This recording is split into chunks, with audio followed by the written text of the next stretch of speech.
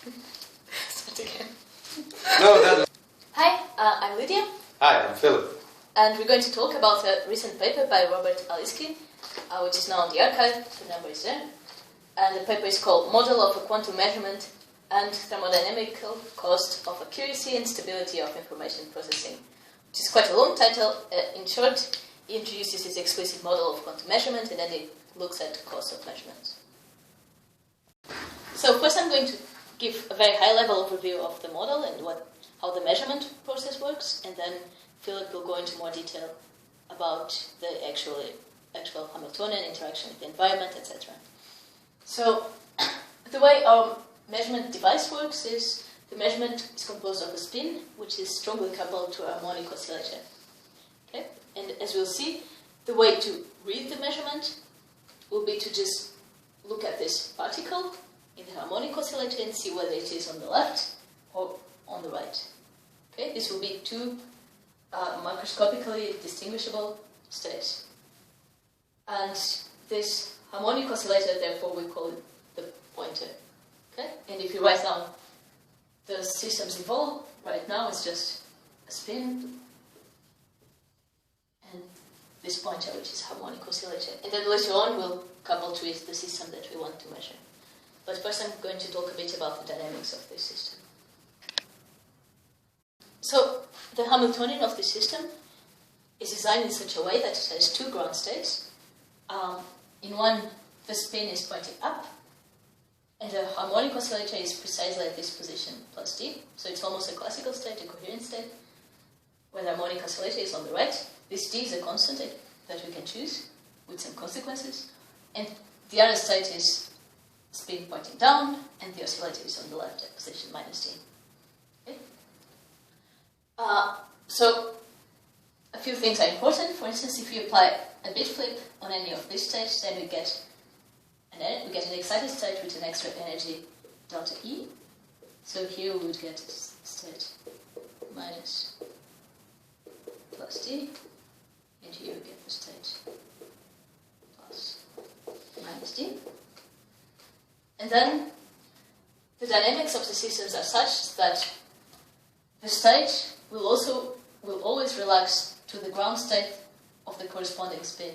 So what I mean by this is that if we start with this state, minus plus d, this will relax to state minus minus d, and if we start with this state, then it will relax to that state. Okay? As we'll see, this will be very important for the measurement process. So, let's have a look at how the measurement actually works. First of all, we're measuring a third system, not S and not P, a new system O for observed. So, here it is.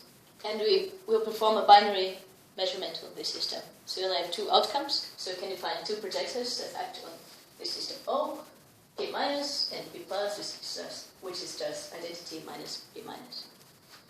And the way the measurement works, it has two steps. The first step, we prepare this ground state. So we have a plus on the spin. This is the Z Pauli operator plus. So usually we call it up or 1. And this is the D on the pointer. So it's on the right. And then we have whatever state on our observed system. Then we perform a C notch on S, condition on the state of rho of O, the observed system. So what this means is, if we had P minus here, then you do a bit flip on the spin. So we are up here on this state, and if we don't, then we remain on the same state. We do nothing. Okay? So this creates some entanglement between the spin and this O system.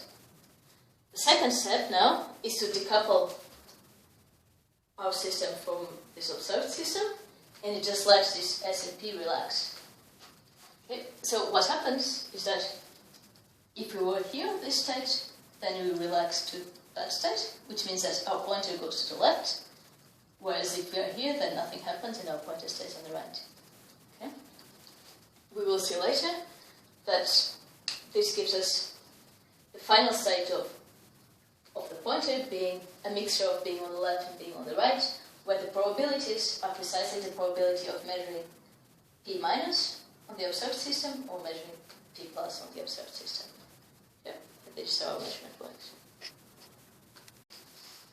So let me just say a few words about the energy cost of this measurement. This comes from the fact that we may perform this spin flip, which gives us an excited state with extra energy delta E, and in principle, in order to do this, we need to spin this energy delta E. Okay? So the energy cost of the measurement is a probabilistic energy cost, a random variable, which with this probability of measuring P minus on the observed system, we did a bit flip, so we get energy cost delta E, and with probability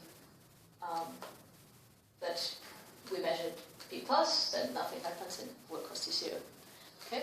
As we'll see later, this delta E depends on this D, on the distance between these two states, and is related to the error probability. And we'll see that if you want a small error probability, then the energy cost of this measurement will increase. Okay, so let's now have a closer look at the model that we use to measure this qubit. We couple the spin and harmonic oscillator system with the following Hamiltonian, where omega 0 is the frequency of the harmonic oscillator, A dagger and A are the raising and lowering operators of the harmonic oscillator, D is some real positive number, and sigma Z is the Pauli operator acting on the spin system. It turns out that this Hamiltonian has two degenerate ground states, namely this one, which is a minus in the spin state, and a minus D coherent state of the harmonic oscillator, and the opposite. The coherent state is defined as you can see seen here. X is basically a complex number. In our case, we settle for a positive or negative real number, plus or minus t. K are the energy eigenstates of the harmonic oscillator. Okay. The real part of this number, which is in our case plus or minus d, can be interpreted as the position of this particle. So if we have a position here, then we have plus d or minus d, as can be seen here. And it already suggests that if we choose d very large, then it's easier to distinguish these two coherent states of the harmonic oscillator. This harmonic oscillator will serve us as a pointer. Later on it will turn out that these states have nice properties. For example, they are stable even for finite temperatures, and they are well separated also for finite temperatures, so that we can assume that these states can easily be distinguished and can be used as pointer states for a measurement on another spin system. Okay. Next we are going to describe the interaction between our system of spin and harmonic oscillator with the environment. To do this, we introduce the three Hamiltonians, HO, which is acting on the harmonic oscillator system. Basically, that's a force on the harmonic oscillator because A plus A dagger corresponds to the position operator, and F0 is an observable on the environment. Then we introduce the phase flip of the spin, again coupled with some observable on the environment, and the spin flip. These Hamiltonians lead to a master equation for the state of spin and harmonic oscillator that has steady states with interesting properties.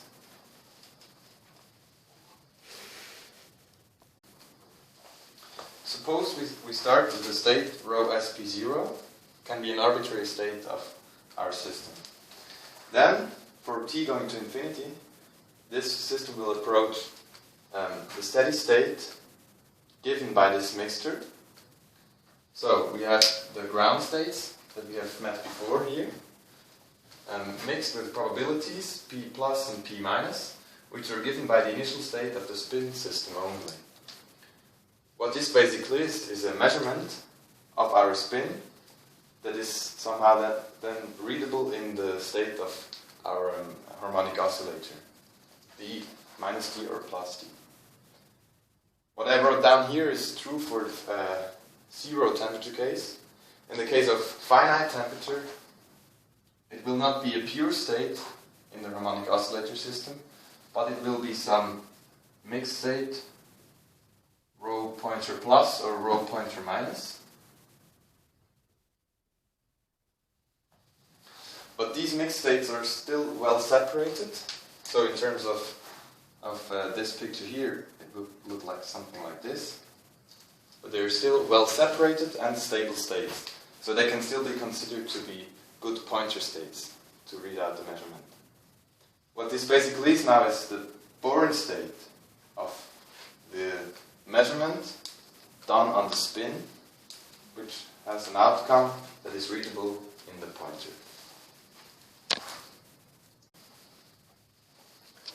To see that these pointer states are indeed stable and well separated, one can compute the fidelity squared of these two states, which is then given by the exponential of minus 4d squared times tangent hyperbolicus of omega 0 divided by 2 times the temperature. Omega 0, I remind you, is the frequency of the harmonic oscillator. And we can see here omega 0 divided by 2, which is exactly the the ground state energy of the harmonic oscillator state. And for the temperature going to 0, this will approach e to the minus 4d squared, which is exactly the overlap between the pure states d and minus d. We can relate this fidelity squared to the error probability, where an error is defined as we get outcome d when we should have gotten the outcome minus d and vice versa. So somehow the transition rate from d to minus d or from minus d to d given the initial state rho s p0. So what we see here is basically that for any given temperature, even for non-zero temperatures, we can always choose d as large such that we can always separate these two states as well as we would like to, and such that these states are still stable because the transition rates are as small as we want.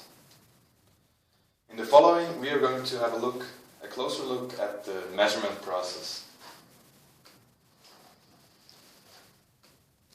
Let's now look at the measurement in more detail. In the paper, the author introduces a measurement Hamiltonian that is time dependent.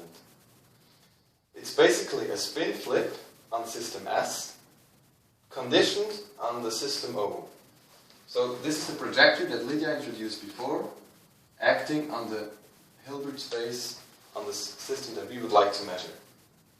F of t is the time dependence of the Hamiltonian, and it should be a short pulse, so delta t should be very small, such that the integral over f of t equals to pi. If this is the case, then the unitary that comes from this Hamiltonian is a controlled knot operation, controlled on system O, acting on system S. This operation is entangling the systems S and O, and what we then will do, which also Lídia already said, is we will let the system SP evolve. As we have seen before, this will lead to a behavior that the system SP will get into one of the ground states, which are well separated and stable, and this will allow us to read out the outcome of the measurement. It's important to say that this process, the evolution of S and P, is strongly irreversible, which of course destroys the coherence between S and O that is produced by the C-naught operation. Irreversibility is of course due to the interaction with the environment. The environment is also what absorbs the work, in other words the energy, that we invested in case the system O was in P-, because then we flip the state. Remember, we started the state plus and plus d. If system O that we would like to measure is in state minus, P-, then we have to invest the work delta E to come to the state minus plus d, which will then evolve back to minus t, while giving the energy back to the environment. delta E can be computed to be 2d squared times omega 0. This can be derived from the Hamiltonian that we gave before. In the more general case of rho O, now O is still the system we would like to measure, the average work we have to invest to do the measurement is given by the probability to find the system in the state corresponding to the projector P minus times delta E. We already see two components here. One is D. As we've seen before, a large D would be interesting for us because then it's more easy to distinguish the coherent states plus D and minus D. But as we see now, the larger D, the larger is the average energy we have to invest in order to measure. The other part is the knowledge that we have about rho O. If rho O is the fully mixed state, then this will be 1/2. But it can also be less than 1/2, depending on rho. So before we conclude, let us just talk about some open questions. These are questions that we personally have, so if you have the answers, please let us know. So the first one, obviously, is whether this model is physical or easy to implement in the lab. You know, it's a specific model for a strongly coupled spin harmonic oscillator system with some very specific interaction with the environment, and we just personally don't know whether this is easy to implement or not. The second one is a more technical question. So it's about if it's possible that there is one of these transitions while the states are still relaxing. So what is done in the paper is to, first of all, if we recap these interaction terms with the environment, we had a force acting on the harmonic oscillator, we had a phase flip and a bit flip. So what's done in the paper is to analyze only these two terms of the interaction and not look at tunneling, but just see what the ground state is and how it relaxes to the ground state. And then it's considered from the ground state, can you get from one to the other? What is not studied is whether while the state is still relaxing, it could suddenly jump to the other state, which could be worrying because the relaxation time depends only on this force here acting on the harmonic oscillator and not on other constants like d, for instance. So it's an interesting question whether this model is still stable if you consider this possibility of tunneling during relaxation. Okay, it's now time for some conclusions. First of all, we'd like to say we like this paper very much and we like the model very much, in particular the way it explicitly models all steps of the process from getting from a quantum mechanical state to actually seeing some microscopic observable change. So some people would call this sort of a Schrödinger cat. I would be among them. So some of the big conclusions of this paper, one is that we found this trade-off between stability of the measurement and work cost of the measurement. The second thing that was surprising was that this error probability had two components, one that is thermal and the other one that is just quantum mechanically. So if you remember, as Philipp showed, the error probability was still positive even as temperature went to 0. So there's one part of it that is just intrinsically quantum mechanical, and then there's a part that comes from thermal noise. Something else that is done in the paper, which will not go into details now, is an analysis combining this measurement process with the Zillard engine. So what is done is we take your system O to be a degenerate qubit in some fully mixed state. We measure it, this costs some work, and then we extract work from this qubit, treating it as a Zillard engine. And this gives us some work. And then what it tries to do is try to see what is the error probability of the measurement that optimizes the work cost, and what is the efficiency of the Zillard engine, which turns out to be not so high. But it's still a very interesting analysis, I think. Okay, that's all. Thanks. Thanks very much. Thanks. Bye. Let's now that's so stupid. What I want to say is let's now look at the measurement in the